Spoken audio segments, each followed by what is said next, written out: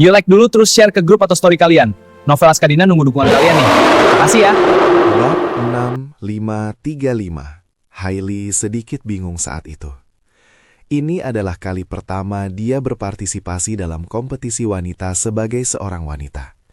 Meskipun dia telah mempelajari para pemain unggulan di grup putri sebelum pertandingan, terutama unggulan nomor 1 Auxie, dia menemukan bahwa kekuatan tempur keseluruhan kelompok wanita memang jauh lebih buruk daripada kelompok pria ketika dia benar-benar bermain hingga babak final. Jadi dia juga memandang rendah unggulan nomor 1 Auxie di grup putri. Sebelumnya, dia secara khusus membandingkan data atlet putra dan putri terbaik di cabang atletik lari 100 meter. Hasil yang diraih oleh atlet putra terbaik berada dalam rentang waktu 10 detik. Hasil untuk atlet wanita terbaik berkisar antara 10 hingga 11 detik. Dia merasa bahwa dirinya setara dengan pemain yang mencatatkan waktu sekitar 10,5 detik di nomor 100 meter putra. Meskipun dia mungkin bahkan tidak akan lolos ke final di grup putra, meraih gelar juara di kategori putri tetap mudah. Namun yang tidak dia duga adalah dia langsung dikalahkan oleh Auxie begitu dia bertanding melawannya, dan keahlian serta taktiknya sama sekali tidak bisa digunakan. Kekuatan sejati wanita ini jauh lebih besar dari yang dia bayangkan sebelumnya. Tepat ketika dia merasa tidak enak, Auxie sudah mengetahui detail tentang dirinya. Dan dia tahu bahwa kemampuan bertarungnya yang sebenarnya tidak sebaik yang dia bayangkan. Jadi dia tidak lagi sehati-hati seperti sebelumnya. Namun ia mulai mengambil inisiatif. Auxie sangat tidak puas dengan Hailey di dalam hatinya. Dia juga merasa bahwa tidak adil bagi semua pemain wanita jika panitia penyelenggara membiarkan orang yang disebut transgender tersebut berpartisipasi dalam kompetisi wanita. Selain itu, pada pandangan pertama, orang ini bukanlah seorang transgender sejati. Namun, dia hanya pamer untuk memanfaatkan celah ini. Jadi, dia menjadi lebih menentang lagi. Terutama sikap arogan Hailey dari awal hingga sekarang. Itu sepenuhnya menunjukkan sikap, saya memanfaatkan aturan, tetapi Anda tidak bisa berbuat apapun kepada saya. Dan aku hanya suka melihatmu menatapku dan tidak bisa melepaskan diri dariku. Hal itu benar-benar membuat orang merasa tidak puas. Sekarang Auxie telah mengetahui level sebenarnya dari lawannya, dia segera mulai mengubah taktik. Melihat Auxie mulai berinisiatif untuk menemuinya, Hailey tahu bahwa Auxie akan mengubah taktik. Sebelum dia bisa menemukan cara untuk mengatasinya, serangan terus-menerus Auxie datang secara langsung. Melihat bahwa kecepatan pukulan Auxie jauh lebih cepat daripada gerakan menghindar dan menangkisnya sendiri, Hailey merasa sedikit kewalahan. Auxie menyerang dari kedua sisi, dan setiap ronde serangannya berupa 4 pukulan cepat. Hailey hanya mampu melakukan blok 2 atau 3 kali dengan gerakan pick and roll lengannya. Jadi, dia pasti akan terkena 1 atau 2 pukulan. Untuknya, ketika Auxie melayangkan pukulan cepat, untuk memastikan kecepatan pukulan, dia harus mengurangi amplitudo ayunan lengannya dan mempercepat frekuensinya, sehingga dia tidak bisa mengumpulkan cukup tenaga untuk setiap pukulannya. Oleh karena itu, meskipun pukulan-pukulan itu sangat cepat, kekuatannya tentu saja jauh lebih lemah. Bagi Hailey, dia masih bisa memblokirnya. Namun, bahkan jika dia bisa memblokirnya, dipukuli seperti ini terus-menerus, bunyi gemericik pukulan di tubuhnya benar-benar membuat Hailey merasa sangat malu dan kesal. Karena dia berpartisipasi dalam kompetisi wanita ini, dia telah mengatasi semua rintangan dan menghancurkan musuh, dan dia tidak memberi lawannya kesempatan untuk benar-benar melukainya. Dia tidak menyangka bahwa di babak final, Dia akan dipukul kepalanya oleh seorang gadis kecil, dan tentu saja dia akan sangat marah. Meskipun dia marah, dia tahu bahwa dia tidak sekuat Auxie. Jika dia melakukan serangan balik secara gegabah, lawannya akan memanfaatkan kesempatan itu untuk menyerangnya dengan keras. Namun, pertahanan pasif semacam itu bukanlah solusi. Lagi pula, jika dia terus-menerus dipukul oleh lawan, sekalipun dia tidak cedera, dia akan kehilangan poin dengan cepat. Sekalipun dia tidak mengalami cedera serius di akhir pertandingan ini, dia akan kalah dalam pertandingan karena skornya. Saat itu, Hailey hanya memikirkan satu hal, bagaimana cara mengatasi situasi ini. Tiba-tiba, ketika Auxie mengayunkan tinju dan lengannya, sepasang payudara yang menonjol di dadanya bergetar. Dia segera menyusun rencana, dan dia tidak peduli bahwa dia sedang dipukul oleh Auxie. Dia meninju tepat di dada Auxie. Saat Auxie bertarung secara normal, jika lawan menyerang dadanya, dia hanya akan membuat penilaian taktis biasa. Bab 6536. Jika kekuatan lawan tidak terlalu besar, dan dia memiliki kesempatan untuk memberikan kerusakan yang lebih besar, dia tidak akan sengaja membela diri. Lagi pula, para pemain yang biasanya ia lawan adalah pemain wanita sungguhan. Ketika terjadi kontak fisik antara bagian pribadi, tidak seorang pun akan mempertimbangkan situasi di luar permainan dan taktik. Namun, situasi hari ini jelas berbeda. Terlepas dari bagaimana Hailey mengaku sebagai transgender dan mengatakan bahwa dia selalu merasa dirinya adalah seorang wanita, di mata Aokshe, dia adalah seorang laki-laki sejati. Jadi ketika lawan tiba-tiba menyerang dadanya, tanpa disadari dia lupa bahwa dia sedang mengikuti kompetisi. Naluri-nalurinya sepenuhnya digerakkan oleh gadis yang pendiam dan bangga yang ada dalam dirinya.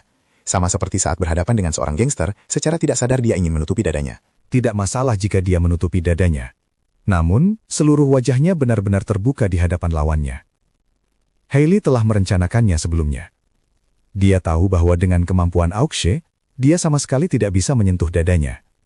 Namun dia tahu bahwa jika dia mempersiapkan diri sebelumnya, asalkan Aokshe berhenti menyerangnya dan berbalik untuk melindungi dadanya, dia akan segera membalas serangannya. Pada saat ini, Aokshe marah dan panik. Bagaimana mungkin dia bisa menilai situasi saat ini dengan tenang? Dia menutupi dadanya dan hendak memprotes kepada wasit di sebelahnya. Namun, dia tidak menyangka lawannya akan memukul wajahnya dengan pukulan keras. Dengan suara keras, Aokshe terkena pukulan telak di wajahnya. Sama seperti dia memukul Hailey dengan keras, Hailey juga meninju wajahnya. Dia merasakan sakit yang tajam di hidungnya. Sampai-sampai seluruh wajahnya mati rasa. Lalu dia merasakan sensasi hangat di bibirnya, dan rasanya manis dan sepat di mulut. Hidungnya berdarah tak kekendali. Para penonton melihat semuanya dengan jelas. Mereka bisa tahu bahwa Hailey sedang bermain-main, dan bahkan sedikit tidak tahu malu. Maka terdengarlah sorakan cemoohan, siulan, dan hinaan. Hailey sudah menundukkan wajahnya. Saat dia memutuskan untuk memanfaatkan celah hukum transgender untuk berpartisipasi dalam kompetisi tersebut, dia sudah tidak lagi peduli dengan wajah dan reputasinya. Yang terpenting adalah memenangkan kejuaraan dan mendapatkan hadiah kejuaraan. Oleh karena itu, dia sama sekali mengabaikan kutukan penonton, dan meskipun Aokshe terkena pukulan keras, dia langsung meninju lagi. Ini adalah pukulan hook kanan yang dia berikan dengan menggunakan seluruh kekuatannya. Bahkan lebih ampuh dari yang sebelumnya. Untuk mengejutkan Aokshe, dia hanya punya waktu untuk menggunakan 70% dari kekuatannya. Tapi dia melayangkan pukulan ini tepat setelah pukulan sebelumnya. Setelah pukulan pertama berhasil, dia mengerahkan seluruh kekuatannya pada pukulan ini.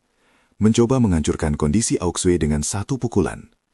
Suatu ketika, Aokshe merasa pusing dan kesakitan yang tak tertahankan, keefektifan tempurnya pasti akan menurun dengan cepat, sehingga dia bisa memanfaatkan kesempatan untuk melakukan serangan balik, dan mungkin dia bisa langsung menjatuhkannya dalam satu ronde.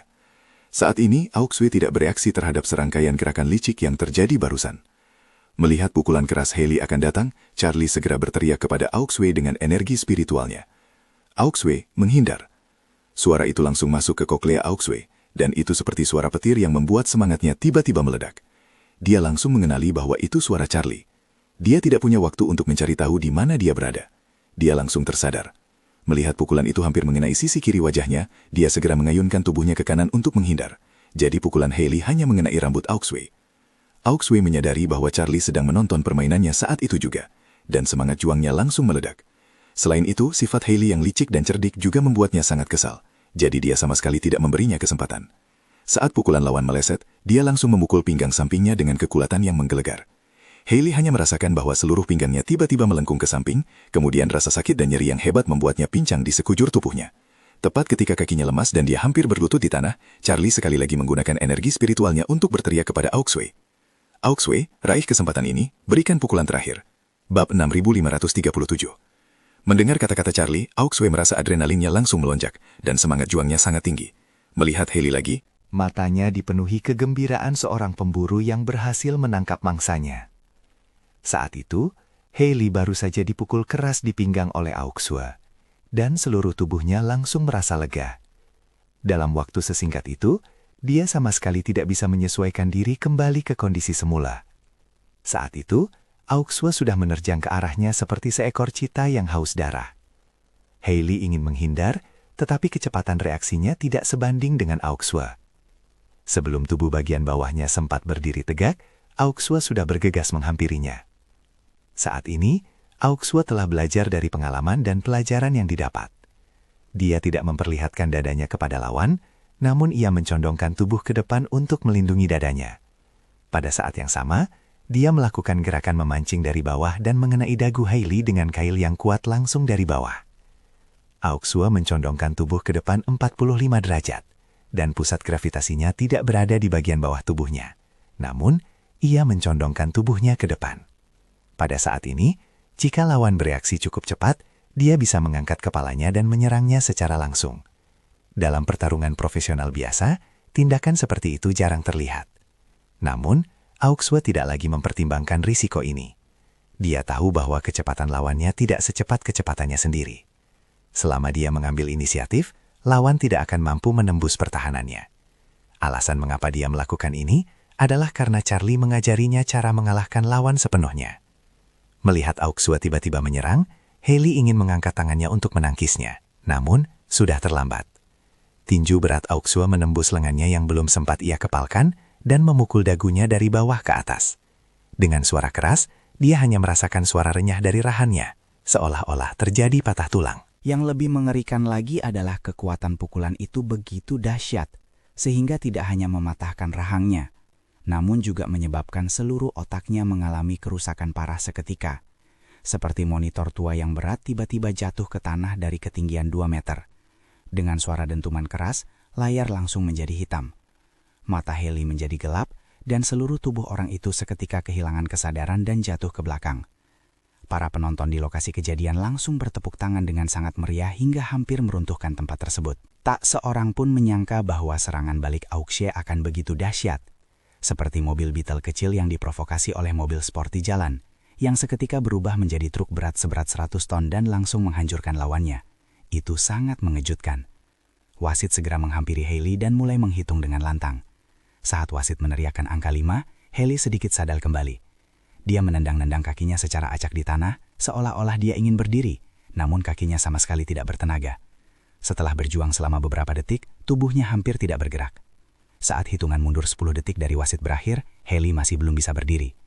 Lalu wasit langsung menghampiri Auxue, angkat tangan kanannya, dan diumumkan dengan lantang. Juara grup putri dalam kompetisi ini adalah Auxue. Suasana kembali riuh rendah dipenuhi sorak-sorai yang menggelegar. Pelatih wanita Auxue juga bergegas ke panggung dan memeluknya erat-erat. Sementara tim pelatih Hailey hanya bisa naik ke panggung dan membantunya turun dari ring. Saat ini, meskipun Auxue dikelilingi oleh banyak orang, matanya selalu mencari sosok Charlie. Tak lama kemudian, dia menemukan Charlie dengan senyum di wajahnya di antara kerumunan di barisan depan. Saat itu dia sangat gembira dan tak kuasa menahan diri untuk melambaikan tangan kepadanya dengan antusias. Berteriak dengan lantang, "Tuan Wade! Tuan Wade!" Keduanya saling memandang. Charlie mengangguk padanya, lalu dia menunjuk ke lorong di belakang panggung. Dan Auxue langsung mengerti. Mereka berdua jelas tidak mungkin berkomunikasi secara normal di tempat seperti itu. Dan ada final putra yang akan segera dimainkan. Auxue harus meninggalkan panggung dan beristirahat sejenak. Setelah final putra, dia akan naik ke panggung bersama anggota pemenang penghargaan lainnya untuk menerima penghargaan tersebut. Charlie menunjuk ke belakang panggung, yang berarti dia ingin pergi ke belakang panggung untuk berbicara dengannya. Auxue langsung berkata kepada pelatih di sampingnya, "Pelatih Wang, apakah Anda melihat pria tampan berbaju hitam di barisan depan? Dia adalah milikku." Pada titik ini, Auxue tiba-tiba terhenti. Dia tidak tahu bagaimana menjelaskan hubungan antara dirinya dan Charlie kepada pelatih. Haruskah dia mengatakan bahwa mereka berteman? Dia selalu sangat menghormati Charlie. Bahkan ayahnya pun menghormatinya. Jika dia mengatakan bahwa mereka berteman, itu jelas tidak menunjukkan rasa hormat. Jika dia mengatakan bahwa pria itu adalah seorang guru, pada dasarnya tidak akan ada masalah. Namun hal itu pasti akan membangkitkan rasa ingin tahu sang pelatih. Dia tahu bahwa Charlie selalu bersikap rendah hati dan tidak ingin orang luar terlalu banyak tahu tentang dirinya. Melihat Auxue tampak ragu-ragu dan tidak tahu bagaimana menjelaskannya, pelatih itu berkata dengan ekspresi wajah yang menunjukkan, "Saya mengerti Anda," sambil tersenyum dan berkata, "Pacarmu datang jauh-jauh dari Cina untuk menghiburmu, kan? Itu perhatian sekali. Dan pria itu sangat tampan, dan kalian cocok satu sama lain." Auxue merasa sedikit malu sesaat, namun lingkungan sekitarnya berantakan. Dan dia tidak ingin menjelaskan terlalu banyak, lalu dia berbisik di telinga pelatih. "Pelatih Wang, tolong bawa dia ke lapangan belakang nanti, oke?" Bab 6538. Pelatih itu setuju tanpa ragu dan berkata sambil tersenyum, "Oke, kamu istirahat dulu, nanti aku akan membawanya menemuimu." Auxue baru saja memenangkan kejuaraan, dan sang pelatih sangat gembira saat itu. Meskipun membawa orang ke area belakang lapangan secara sembarangan agak bertentangan dengan aturan kompetisi, hal semacam ini awalnya diabaikan. Dia mengenakan lencana tim pelatih dan membawa seseorang masuk, dan para staf tidak bisa menghentikannya. Setelah beberapa saat, Aok Shue melambaikan tangan kepada penonton yang bersorak untuknya, lalu meninggalkan ring dikelilingi oleh anggota staf lainnya untuk beristirahat di belakang panggung. Di belakang panggung aula seni bela diri, setiap pemain yang berpartisipasi dalam pertandingan perebutan tempat ketiga dan pertandingan kejuaraan malam ini memiliki ruang pribadi masing-masing. Setelah Aok Shue kembali ke ruang tunggu, pelatih itu juga berjalan melewati kerumunan menuju Charlie dan berkata sambil tersenyum, "Anak muda, apakah kamu pacar Aok Shue? Saya pelatih Aok Shue, nama belakang saya Wang. Dia meminta saya untuk mengantarmu ke belakang panggung." Charlie sedikit terkejut tetapi tidak menyangkalnya, jadi dia tersenyum dan berkata, "Terima kasih, pelatih Wang." Pelatih Wang sebenarnya hanyalah seorang pelatih bela diri yang tidak begitu hebat di Aurus Hill. Namun, ia cukup beruntung bertemu dengan pemain bertalenta seperti Aok Shue. Hal itu membuatnya merasa bahwa dia beruntung. Aok Shue tidak menyangka dia bisa melangkah sejauh ini di jalan ini. Semua itu pada dasarnya berkat bantuan dan pengajaran dari Charlie. Dan Aok Shue bertemu dengan Charlie, seorang bangsawan, yang secara tidak langsung memberi pelatih Wang kesempatan untuk naik ke puncak dan menjadi pelatih juara yang terkenal. Pelatih Aochu pernah memamerkan keahliannya di depan Charlie. Dalam pertempuran kunci Aochu, dia memberikan arahan yang sama sekali bertentangan dengan fakta. Setelah pertandingan itu, Aochu mengakhiri kontrak dengan pelatih dan mulai berlatih bela diri sendirian. Berkat ramuan yang diberikan Charlie padanya, kondisi fisiknya telah berubah secara signifikan. Kemudian Charlie mengajarinya keterampilan bela diri. Hal itu membuat efektivitas tempurnya meningkat tajam. Sejak saat itu, Aochu pada dasarnya tidak membutuhkan pelatih lagi. Namun, dia mewakili mahasiswa-mahasiswa Tiongkok untuk bermain dalam kompetisi tersebut. Dihadapkan dengan berbagai aturan dan regulasi dari panitia penyelenggara kompetisi, jika dia tidak memiliki pelatih yang mumpuni, banyak hal akan sangat rumit dan merepotkan untuk dihubungkan. Pelatih Wang ini lebih sesuai dengan pandangannya, jadi dia mencapai kesepakatan kerjasama dengannya. Meskipun pelatih Wang ditunjuk sebagai pelatih Aochu, sebenarnya dia lebih mirip asistennya di turnamen. Dia tidak mungkin memberikan bimbingan dan saran yang lebih baik mengenai taktik. Jadi dia mengubah dirinya menjadi seorang pelatih yang berorientasi pada pelayanan. Dan ia bergaul dengan sangat harmonis dengan Aochu. Aochu kembali memenangkan kejuaraan kali ini, dan popularitas serta nilainya pasti akan meningkat. Dulu, dia memberikan les privat, dan setiap kelasnya paling banyak hanya beberapa ratus yuan saja. Namun sejak menandatangani kontrak dengan Aochu, biaya kelas telah naik menjadi 3.000 yuan per jam. Setelah kembali ke Tiongkok kali ini, diperkirakan harganya akan naik menjadi 6.000 yuan atau lebih. Karena alasan-alasan ini, dia memandang Charlie dengan ramah seolah-olah sedang memandang menantunya. Setelah dia melihat Charlie di pintu ruang santai Aochu, dia mengetuk pintu dengan lembut, lalu mendorong pintu hingga terbuka, dan berkata kepada Charlie, Kalian anak muda pasti punya banyak hal untuk dibicarakan. Aku tidak akan mengganggumu. Pertandingan selanjutnya diperkirakan akan berlangsung setidaknya selama 40 menit. Aku akan menelepon Aoxio setelah pertandingan. Charlie tidak terlalu memikirkannya, jadi dia mengangguk, mengucapkan terima kasih, lalu berjalan ke ruang santai Aoxia. Saat itu, Aoxia telah mengganti celana pendek dan rompi kompetisinya dengan pakaian olahraga yang longgar. Melihat Charlie masuk, dia dengan gembira melangkah maju dan bertanya kepadanya dengan antusias dan sedikit kagum. Tuan Wade, mengapa Anda di sini? Charlie tersenyum dan berkata, Aku dengar kau sedang bermain game di sini, jadi aku datang untuk mengamatimu. Ngomong-ngomong, selamat atas keberhasilan Anda mempertahankan gelar lagi. Aoxio bertanya dengan heran, Tuan Wade, apakah Anda datang ke Tokyo hanya karena mendengar bahwa saya akan bermain di sini? Charlie berkata dengan jujur, awalnya saya menemani istri saya ke Tokyo untuk menonton konser, dan kebetulan saya mendengar bahwa Anda berada di final di sini hari ini, jadi saya datang untuk menonton pertandingan Anda terlebih dahulu.